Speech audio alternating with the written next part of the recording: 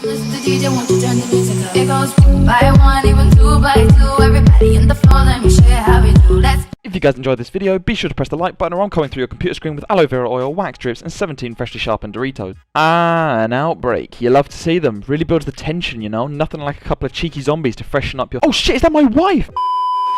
You play as a man called Deacon St. John, who by the way has the sickest name in human history, but unfortunately his wife's just been stabbed and you're trying to help save her because, you know, she's bleeding out. Everybody is panicking, so I decide to ask this scientist slash rave lord in a white cozzy where he's going because no offense to him, but he looks like he does experiments for a living in an underground bunker and I don't want my wife coming back to me in the future looking like the She-Hulk. The little nerd tells me he's only got room for 2 though, and unfortunately, you know the saying, bros before hoes. So I give him a ring, because I can't leave Boozer behind, because he's got a gash in his leg, probably won't be able to make it without me, might die, and he's my homeboy, and you know, I ain't leaving nobody behind. Oh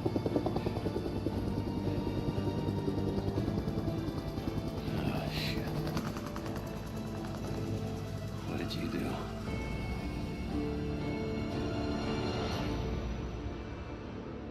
2,000 years later. 2 years later, and the world is starting to look like a very different place. Deacon and Boozer have been living on their own in isolation as bounty hunters and are out searching for a man named Leon who ran off with a stash of loot. We instead find a woman named Alvarez who was slowly bleeding to death. We asked Alvarez who tried to kill her and she told us that it was Leon, and as coincidence would have it, he drives past us, getting an all-out chase sequence where we really mean business. Boozer manages to shoot Leon during the chase sequence, which then ends up injuring him and he has to ditch his bike, which gives us an opportunity to track him down thanks to the blood spatter on the floor. Once we track down Leon, we ask him why he didn't finish off Alvarez instead of letting her bleed out. He says he didn't want to waste a bullet on her and we have to do the same thing to him unless he gives us the location of the stash. He hands us a map in exchange for a quick death.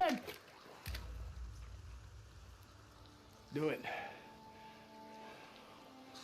Don't leave me out here, man. Do it. Do it! You goddamn liar! Do it.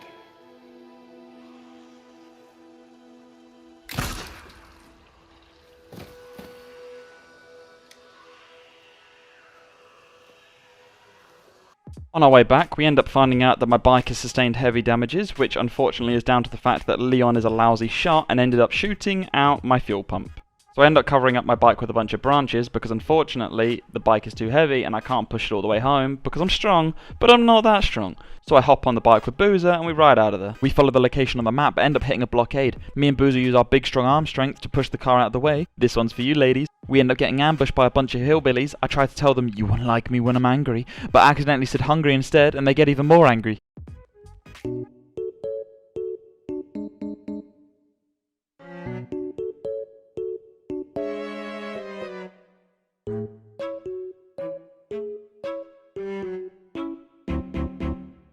Yeah, that just happened.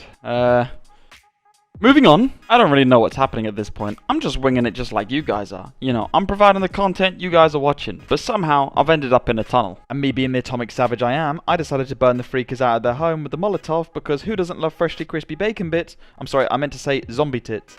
Boozer and I stumble across a gas station slash motel that's been overrun with freakers. I ask him to ride off loudly and draw as many of them away as possible so I can grab the parts I need to fix my bike. Boozer being the absolute mad head he is and having balls the size of an elephant's foot, he just rides off not giving a damn in the world and takes half of the continent with him. I use my level 10 ninja stealth and sneak in to find a fuel pump.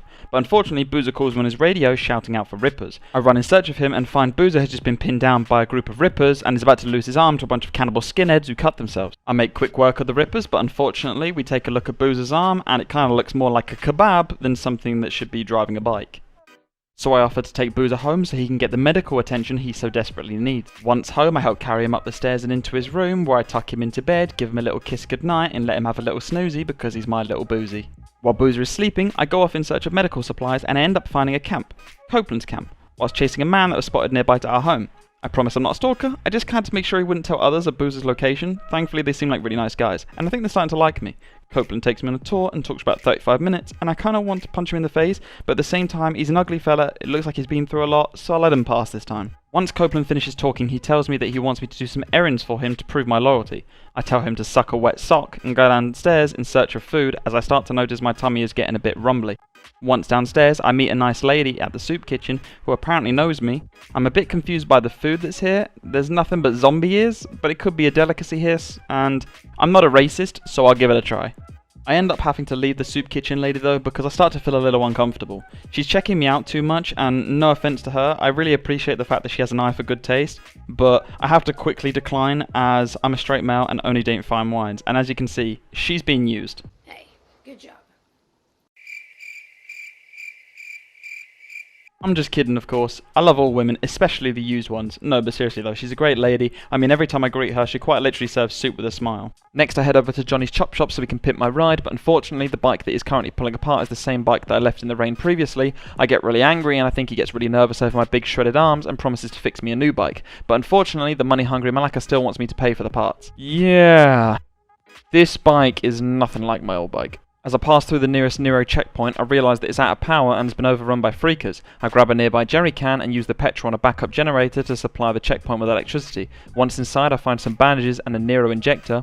A Nero injector is basically like any other injector, except this one runs on batteries and it's probably not been tested on humans before, but I'm not a wimp, so I offer myself as a test subject.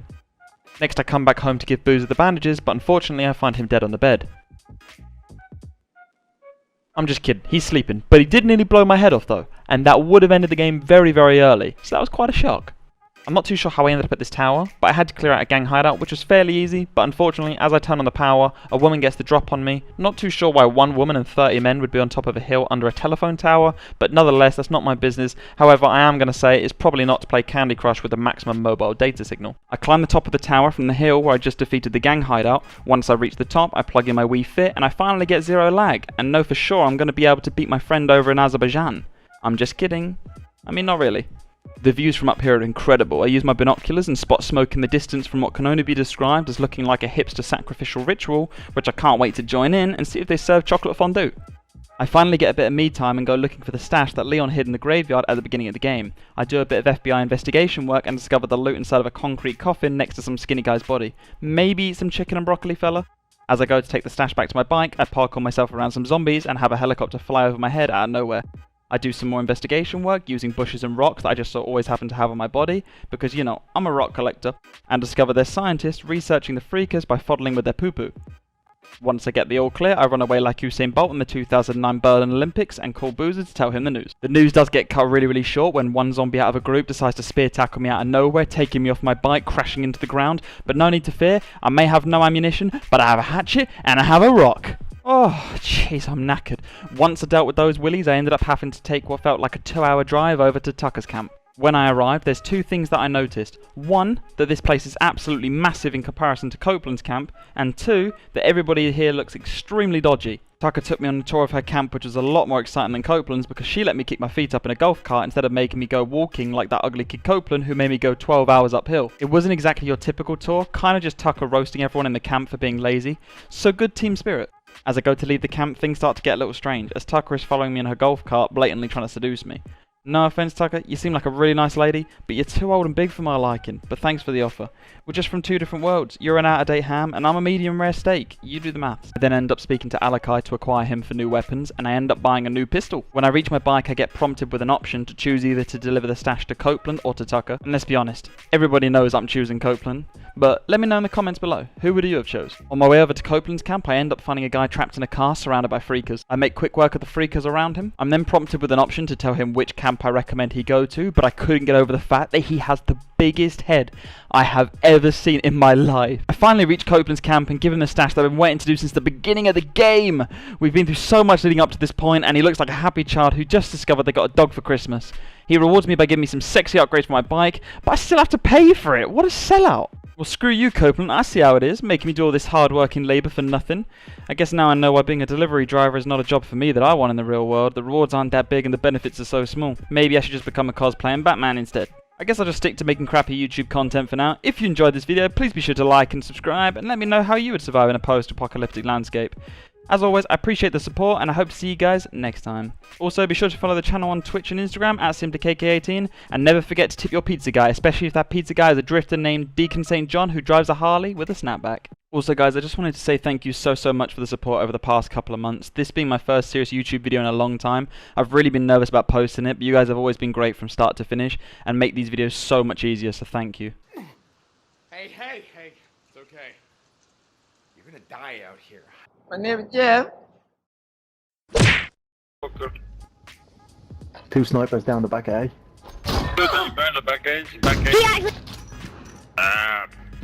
There's a parrot in Oh, this he just fucking hit me lobby. too. Yeah, he's a fucking mongo. My God!